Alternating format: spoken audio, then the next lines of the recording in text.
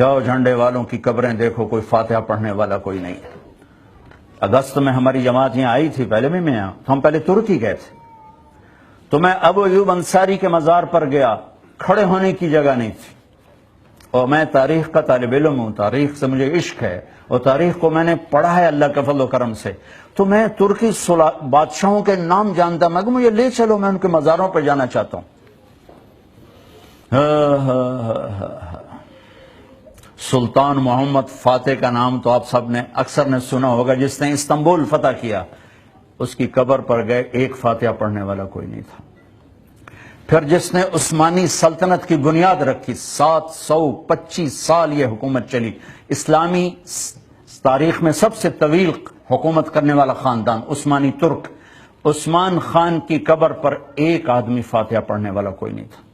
اور اس کا بیٹا ارخ خان، اس کی قبر پر ایک آدمی فاتحہ پڑھنے والا نہیں تھا، پھر اس کا بیٹا مراد خان، اس کی قبر پہ ایک آدمی فاتحہ پڑھنے والا نہیں تھا، اور اس کی بیٹا با یزید یلدرم بجلی کی کڑک کو کہتے ہیں،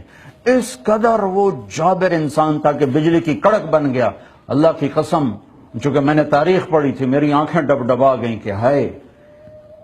ایسا تاریک مزار اس کا، ایسا ویران قبر اس کی کہ مکھی اور مچھر کا بھی گزر نہیں تھا۔ اور مولانا روم کی قبر پہ گیا تو عجب تماشا دیکھا، مسلمانوں سے زیادہ غیر مسلم قبر پہ کھڑے تھے، اور پہلا مزار دیکھا جس پہ ٹکٹ لگا ہوا ہے، پوری دنیا پھر ہوں، مزاروں پہ گیا ہوں، ان کو اتنے وزٹر آتے ہیں کہ وہاں کی وہ جو کونسل ہے پونیا کی، انہوں نے وہاں 20 لیرے کا ٹکٹ لگا دیا، 950 روپیہ بنتا ہے،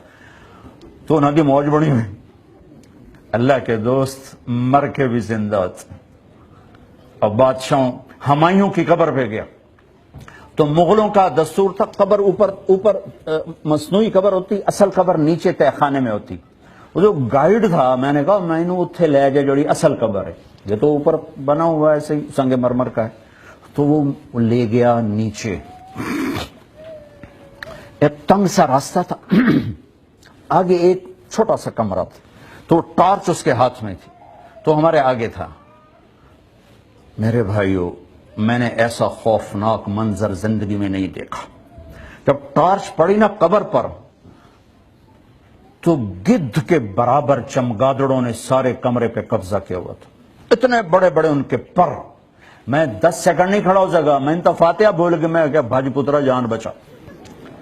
میں بھاگ گیا، نہیں کھڑا ہو سکا۔ ہمایوں، پھر خواجہ نظام الدین اولیاء کی قبر پر گیا تو وہاں ہندو بھی بیٹھے دعائیں مانگ رہے تھے، سکھ بھی بیٹھے دعائیں مانگ رہے تھے، ایمان والے بھی دعائیں مانگ رہے تھے، اور باہر جو دیگیں تقسیم ہو رہی تھیں اس میں ہندو تقسیم کرنے والے زیادہ تھے، مسلمان تھوڑے تھے۔